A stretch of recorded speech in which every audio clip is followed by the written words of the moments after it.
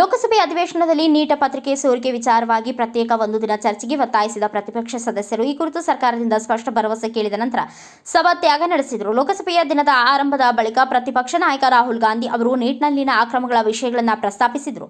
ರಕ್ಷಣಾ ಸಚಿವ ರಾಜನಾಥ್ ಸಿಂಗ್ ಅವರು ರಾಷ್ಟ್ರಪತಿಗಳ ಭಾಷಣದ ಮೇಲಿನ ಧನ್ಯವಾದ ನಿರ್ಣಯದಂತೆ ಸದನ ಮುಗಿಯುವವರೆಗೂ ಪ್ರತ್ಯೇಕ ಚರ್ಚೆ ನಡೆಸಲಾಗುವುದಿಲ್ಲ ಎಂದು ಪ್ರತಿಪಾದಿಸಿದರು. ನಾವು ನೀಟ್ ಕುರಿತು ಒಂದು ದಿನದ ಚರ್ಚೆಯನ್ನ ಬಯಸುತ್ತಿದ್ದೇವೆ. ಇದು ಪ್ರಮುಖ ವಿಷಯವಾಗಿದೆ. 2 ಕೋಟಿಗೂ ಹೆಚ್ಚು ವಿದ್ಯಾರ್ಥಿಗಳು ತೊಂದರೆಗೀಡಾಗಿದ್ದಾರೆ. 70 ಸಂದರ್ಭಗಳಲ್ಲಿ ಪೇಪರ್ ಸೋರಿಕೆಯಾಗಿದೆ.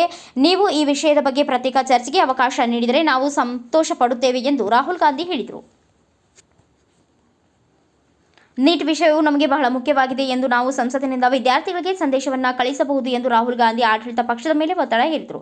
ವಂದನಾ ನಿರ್ಣಯದ ಮೇಲಿನ ಚರ್ಚೆಯ ಸಮಯದಲ್ಲಿ ಬೇರೆ ಯಾವುದೇ ಚರ್ಚೆಯನ್ನು ತೆಗೆದುಕೊಳ್ಳುವ ಸಂಪ್ರದಾಯವಿಲ್ಲ ಎಂದು ಸ್ಪೀಕರ್ ಓಂ ಬಿರ್ಲಾ ಹೇಳಿ ಸದಸ್ಯರು ನೀಟ್ ಮೇಲಿನ ಚರ್ಚೆಗೆ ಪ್ರತ್ಯೇಕ ನೋಟಿಸ್ ನೀಡುವುದು ಎಂದು ಸಲಹೆ ನೀಡಿದರು. ರಾಷ್ಟ್ರಪತಿಗಳ ಭಾಷಣದ ಮೇಲಿನ ವಂದನಾ ನಿರ್ಣಯದ ಮೇಲಿನ ಚರ್ಚೆಯನ್ನು ಪ್ರಾರಂಭಿಸಲು ಸ್ಪೀಕರ್ ಬಿಜೆಪಿ ಸದಸ್ಯ ಅನುರಾಗ್ ಠಾಕೂರ್ ಅವರನ್ನು ಕರೆಯುತ್ತಿದ್ದಂತೆ ಪ್ರತಿಪಕ್ಷಗಳ ಸದಸ್ಯರು ಗದ್ದಲ ಆರಂಭಿಸಿದರು. ನೀಟ್ ಕುರಿತು ಪ್ರತ್ಯೇಕ ಚರ್ಚೆ ನಡೆಸುವ ಕುರಿತು ಸರ್ಕಾರದಿಂದ ಸ್ಪಷ್ಟ ಭರವಸೆ ನೀಡುವಂತೆ ಪ್ರತಿಪಕ್ಷದ ಸದಸ್ಯರು ಪಟ್ಟು ಹಿಡಿದು ಸಭಾತ್ಯಾಗ ನಡೆಸಿದರು.